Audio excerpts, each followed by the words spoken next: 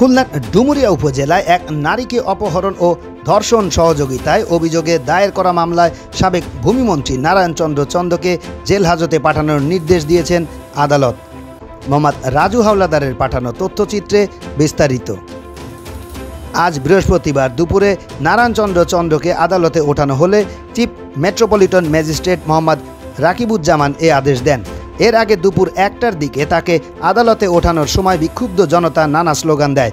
এক পর্যায়ে সাবেক ভূমিমন্ত্রী নারায়ণ চন্দ্র চন্দের গায়ে ডিম ছুঁড়ে মারে। এই মামলার আরেক আসামি ইমরানকেও জেল হাজতে পাঠানোর নির্দেশ দেওয়া হয়। মামলা সূত্রে জানা যায়, চলতি বছর জানুয়ারি মাসে তৎকালীন ডুমুরিয়া উপজেলা চেয়ারম্যান এক নারীকে বিয়ের প্রলোভনে ধর্ষণ করে। পরবর্তীতে ওই নারী খুলনা মেডিকেল কলেজ হাসপাতালে ভর্তি হয়ে থাকাকালীন তাকে ফিল্মি স্টাইলে অপহরণ করে এজাজের সঙ্গীরা।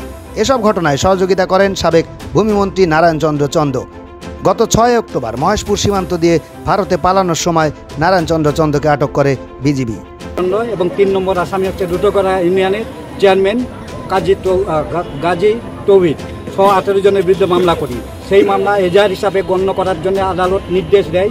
আজকে ওই মামলায় 2 জন আসামিকে বিজ্ঞ আদালতে উপস্থাপন করা হয়, অর্থাৎ সাবেক মন্ত্রী নারায়ণ চন্দ্র চন্দ্র এবং এই মামলার এজাহারভুক্ত আসামি ইমরানকে আদালতে হাজির করে এই মামলায় গ্রেপ্তার হিসাবে দেখাবার আবেদন করেন। বিজ্ঞ আদালত মামলার এজাহার এবং পূর্ণাঙ্গভাবে পরীক্ষা নিরীক্ষা করে এই 2 জন আসামিকে এই মামলায় গ্রেপ্তার করে জেল হাজতে প্রেরণ করে। এবং আমরা মনে করি যে এই মামলার পরবর্তীতে এই মামলার যিনি তদন্তকারী কর্মকর্তা তিনি জিজ্ঞাসাবাদের জন্য কতটুকু প্রভাব সৃষ্টি করেছেন মন্ত্রী অবস্থায়, থানা এবং হসপিটাল সহ সমস্ত ডিপার্টমেন্ট কিভাবে নিয়ন্ত্রণ করেছেন, তার লাঠিয়াল বাহিনী এজাজ এবং তার সঙ্গপাঙ্গকে বাঁচাবার জন্য সেই ব্যাপারে হয়তো তদন্তকারী কর্মকর্তা আগামীতেই তাদের রিমান্ডে নেওয়ার জন্য আবেদন করবে। এবং আমরা মনে করি যে রিমান্ডে আসলে আসল তথ্য বেরিয়ে আসবে এবং উনি কীভাবে কতটুকু সহযোগিতা করছেন এবং কীভাবে সহযোগিতা করছেন এইটাও বেরিয়ে আসবে। এবং সহযোগী আসামি হিসাবে আমরা এইটুকু বলতে পারি যে আমরা